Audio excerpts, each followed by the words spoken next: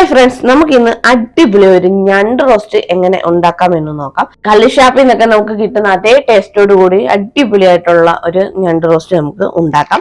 അതിനായിട്ട് ഞണ്ട് 1/2 കിലോ ആണ് ഞാൻ എടുത്തിരിക്കുന്നത്. ഇനി നമുക്ക് റോസ്റ്റ് ഉണ്ടാക്കാൻ വേണ്ടി ആദ്യം ഒരു കടായിലോട്ട് ഒരു 4 ടേബിൾ സ്പൂൺ വെളിച്ചെണ്ണ ചേർത്ത് കൊടുക്കാം. എണ്ണ ചൂടായതിനു ശേഷം അതിലേക്ക് 1/2 ടീസ്പൂൺ കടുക് ചേർത്ത് കൊടുക്കാം. കടുകൊക്കെ പൊട്ടി വന്നതിന് ശേഷം നമുക്ക് അതിലേക്ക് 1 ഇഞ്ച് വലിപ്പമുള്ള ഇഞ്ചി ചതച്ച് ചേർത്ത് കൊടുക്കാം. അതുപോലെ 8 വെളുത്തുള്ളി ചതച്ചതും കൂടി ചേർത്ത് കൊടുക്കാം. അതുപോലെ പച്ചമുളക് 2 എണ്ണം ചേർത്ത് കൊടുക്കാം. പിന്നെ കുറച്ച് കറിവേപ്പിലയും കൂടെ.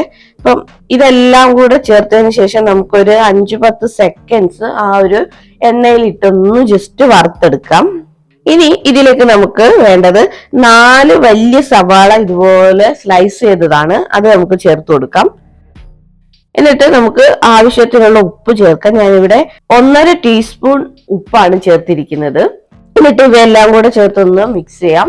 ഇനി നമുക്ക് ഉള്ളി ഒന്ന് ചെറുതായിട്ട് വാടി വരേണ്ടതായിട്ടുണ്ട്. അപ്പം നമുക്ക് ഉള്ളി ഒന്ന് വാട്ടിയെടുക്കാം. വാടി വന്നതിന് ശേഷം നമുക്ക് പിന്നെ അതിലേക്ക് പൊടികൾ ചേർത്ത് കൊടുക്കേണ്ടതാണ്. അപ്പൊ ഉള്ളി നമുക്ക് ജസ്റ്റ് ഒന്ന് വഴണ്ടു വരുന്നവരെ ഇതുപോലെ ഒന്ന് ഇളക്കി കൊടുത്തോണ്ടേ ഇരിക്കാം. ഓക്കെ, അങ്ങനെ നമ്മുടെ ഉള്ളി എല്ലാം വാടി വന്നിട്ടുണ്ട്. ഇനി നമുക്ക് ഇതിലേക്ക് പൊടികൾ ചേർത്ത് കൊടുക്കാം. മഞ്ഞൾപ്പൊടി 1/4 ടീസ്പൂൺ, മുളക് പൊടി 1/4 ടേബിൾ സ്പൂൺ. അപ്പം നല്ലൊരു എരിവ് നമുക്ക് വേണം, അതുകൊണ്ടാണ് നമ്മൾ മുളക് പൊടി അധികം ചേർക്കുന്നത്. പിന്നീട് മല്ലിപ്പൊടി 1/4 table spoon, garam masala 1 teaspoon. ഇവയെല്ലാം കൂടി ചേർത്ത് നമുക്ക് ജസ്റ്റ് ഒന്ന് ഇളക്കാം. അപ്പൊ ആ ഒരു പൊടികളുടെ പച്ചമണം മാറുന്നവരെ നമുക്കൊന്ന് ജസ്റ്റ് ഇളക്കി കൊടുത്തോണ്ടേ ഇരിക്കാം. ഏകദേശം 1 മിനിറ്റോളം എങ്കിലും ഇത്തരത്തിൽ നമുക്ക് ഒന്ന് ഇളക്കി കൊടുത്തോണ്ടിരിക്കാം. ഇതെല്ലാം ഇളക്കിയതിന് ശേഷം നമുക്ക് ഇനി ഇതിലേക്ക് ഒരു വലിയ തക്കാളി ചേർത്ത് കൊടുക്കാം. എന്നിട്ട് ഇത് നമുക്ക് ഒന്ന് വഴറ്റിയെടുക്കാം. നമ്മുടെ ആ ഒരു തക്കാളിയും ജസ്റ്റ് ഒന്ന് മാഷായിട്ട് വരേണ്ടതാണ്. മാഷായിട്ട് വരുന്ന വരെ നമുക്ക് ജസ്റ്റ് ഒന്ന് വഴറ്റിയെടുത്തോണ്ടേയിരിക്കാം. ഓക്കെ, അങ്ങനെ നമ്മുടെ തക്കാളി എല്ലാം മാഷായിട്ട് വന്നിട്ടുണ്ട്. ഇനി നമുക്ക് ഇതിലേക്ക് നമ്മുടെ മെയിൻ ഇൻഗ്രീഡിയന്റ് ആയിട്ടുള്ള ഞണ്ടിനെ ചേർത്ത് കൊടുക്കാം.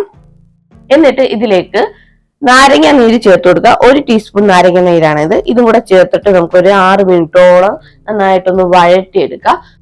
അപ്പം ആ ഒരു മസാലപ്പൊടികളെല്ലാം നമ്മുടെ ഞണ്ടിലോട്ടൊന്ന് പിടിക്കേണ്ടതാണ്. അപ്പൊ അതുകൊണ്ട് നമുക്ക് നന്നായിട്ടൊന്ന് വഴറ്റിയെടുക്കാം. ഇതെല്ലാം ഇളക്കി യോജിപ്പിച്ചതിന് ശേഷം നമുക്കിതൊന്ന് അടച്ചു വെച്ച് ഒരു 6 മിനിറ്റ് വേവിച്ചെടുക്കാം.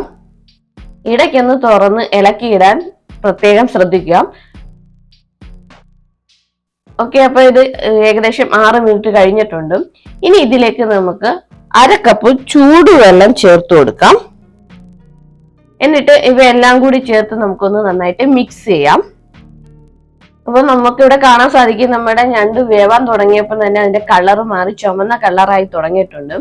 ഇനി നമുക്കിതൊന്ന് അടച്ചു വെച്ച് വേവിച്ചെടുക്കാം. ഏകദേശം 10 മിനിറ്റ് നേരമാണ് നമ്മൾ ഇത്തരത്തിൽ അടച്ചു വെച്ച് വേവിക്കേണ്ടത്. ശ്രദ്ധിക്കുക, ഈ സമയത്തെല്ലാം നമ്മുടെ ഫ്ലെയിം മീഡിയം ഫ്ലെയിം ആയിരിക്കണം. അതുപോലെ ഇടയ്ക്കിടയ്ക്ക് ഇളക്കി കൊടുക്കാൻ മറക്കരുത്. ഇതിപ്പം 10 മിനിറ്റ് കഴിഞ്ഞിട്ടുണ്ട്, ഞണ്ട് വെന്തിട്ടുണ്ട്. ഇനി നമുക്കിതൊന്ന് ഡ്രൈ ആക്കി എടുക്കാം. അങ്ങനെ ഏകദേശം വെള്ളം എല്ലാം വറ്റി വന്നിട്ടുണ്ട്. ഇനി നമുക്ക് ഇതിലേക്ക് ഫ്രഷ് ആയിട്ടുള്ള 1 ടീസ്പൂൺ കുരുമുളക് പൊടി കൂടി ചേർത്ത് കൊടുക്കാം. എന്നിട്ട് ഇതെല്ലാം കൂടെ നന്നായിട്ടൊന്ന് മിക്സ് ചെയ്യാം.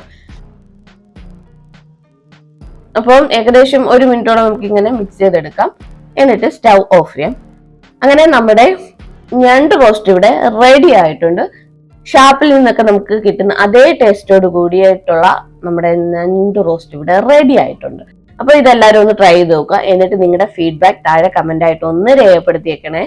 അപ്പൊ ഇത്തരത്തിലുള്ള പുതിയ വീഡിയോ ആയിട്ട് നമുക്ക് വീണ്ടും കാണാം. അതുവരെയ്ക്കും ബൈ ബൈ.